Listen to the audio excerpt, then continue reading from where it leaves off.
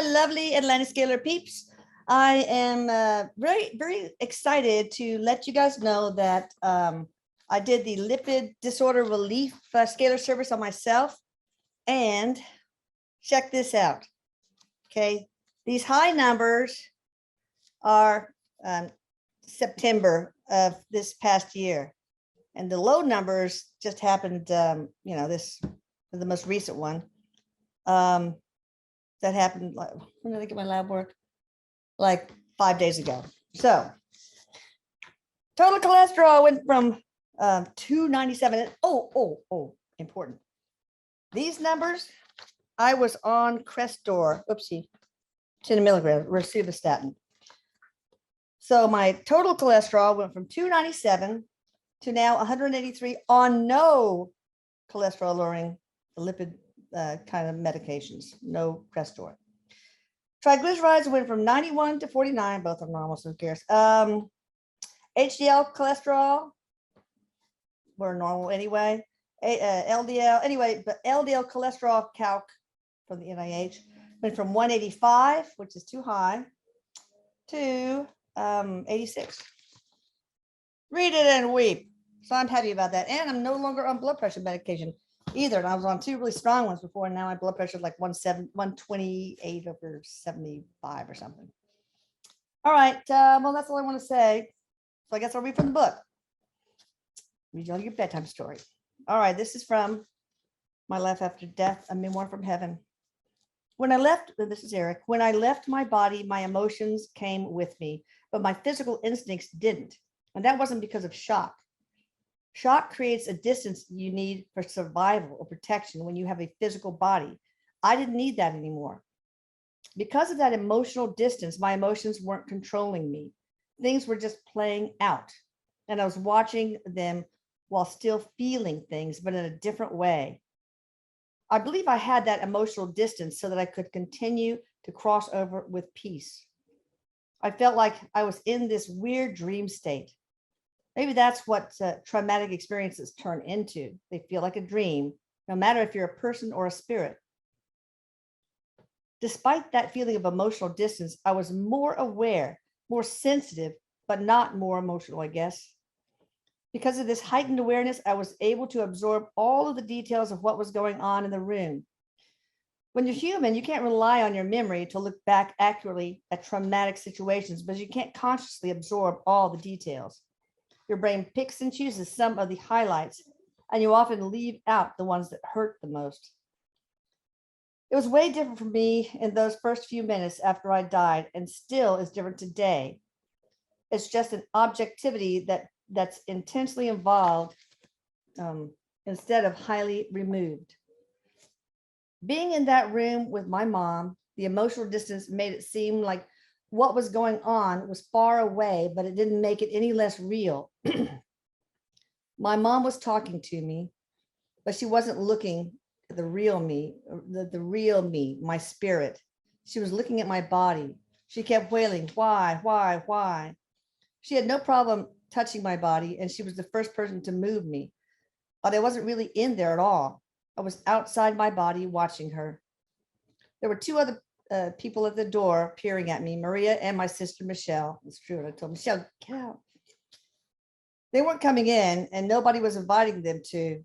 I couldn't really focus on them. I was still fixed on what was happening to my physical body. Even though I could see my mom crying over my body, I knew that everything was as it needed to be. It was weird, but I felt that to be true on a really deep level in those first few moments. It was a comfort to know that I didn't need to correct it or change what was happening, despite how hard it had been. It had to have been for those I left behind. Yeah. I didn't yet know why it was going to be all right, but I just felt it would be. I could see and hear everything and everyone in the house. Sounds seemed different than they did when I was in my body. They didn't sound as loud or clear. Everything sounded like it was underwater. I didn't have to travel anywhere to see things as they were happening. I wasn't interested in doing that anyway, because I was so focused on watching this chapter of my life close. I was in awe as I objectively observed the end of me, something I never thought would happen, ever. Two policemen came into the room. One of the policemen was wearing something different. That was Detective Stan.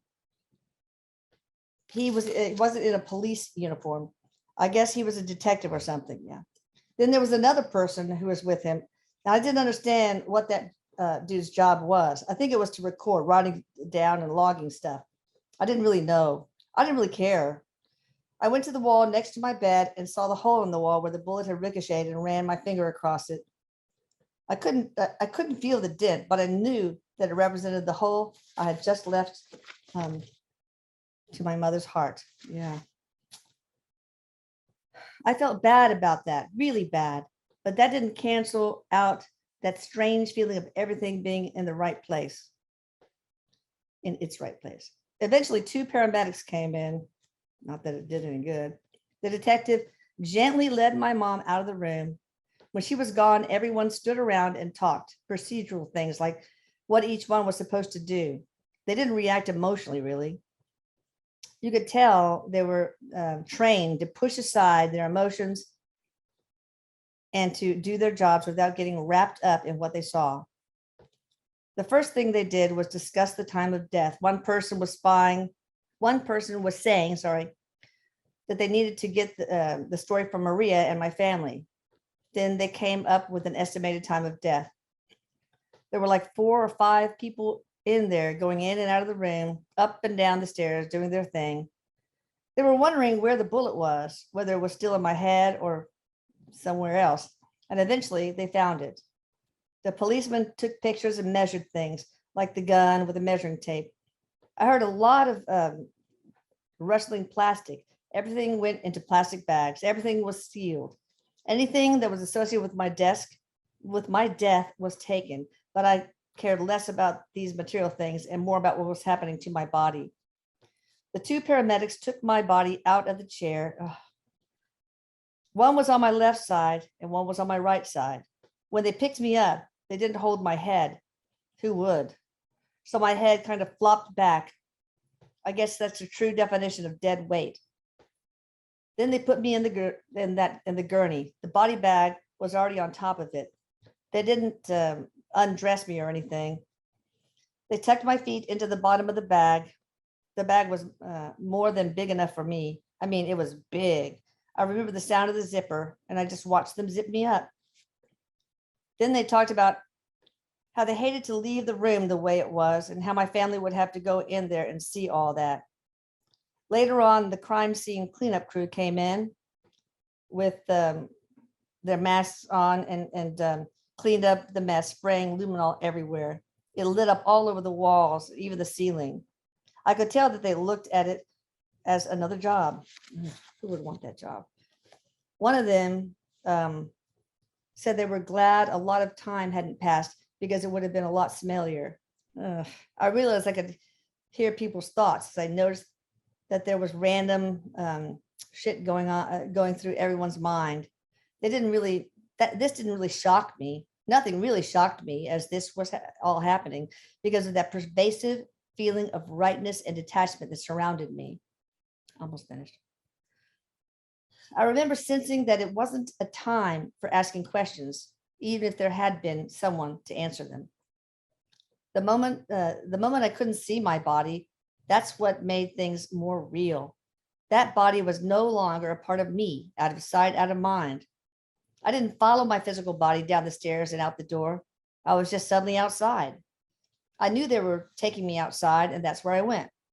It was like blinking your eye. One blink, and you're in one place, and then another blink, and you're in a different place. That was the first time I didn't travel like a human. I just appeared outside. I watched the doors of the ambulance close and wondered why they didn't just turn off the fucking lights, No siren, though. That's when I started to focus on what I was thinking, where I was, and what was happening with my spirit body. Transporting myself with thoughts, like that was an ability that felt very new to me as a free spirit. And I remember just sort of taking it in stride and going, cool. I was really curious, but I also knew that I had some stuff to take care of before I moved on to wherever I was going to go. I didn't follow my body to the morgue or watch them do the autopsy. It wasn't necessary. As soon as my physical body got zipped up, that's when I truly started to realize that I wasn't just going to fade away into the air or whatever. I was in some way sticking around. At that point, I knew it was time to say my goodbyes. I just said goodbye to me. Well, I didn't really say goodbye. I just watched my body get zipped up, but it was gone. It was over for me. Once that had happened, I really started to think about everyone else. Anyway, next chapter is my goodbyes. All right, so please be sure that this comes in all sorts of every conceivable format. I love you guys, and it's probably the 4th of July right now, so y'all honor those who have fought for our freedom. And be sure you share, hit the notification bell, and subscribe. Bye-bye.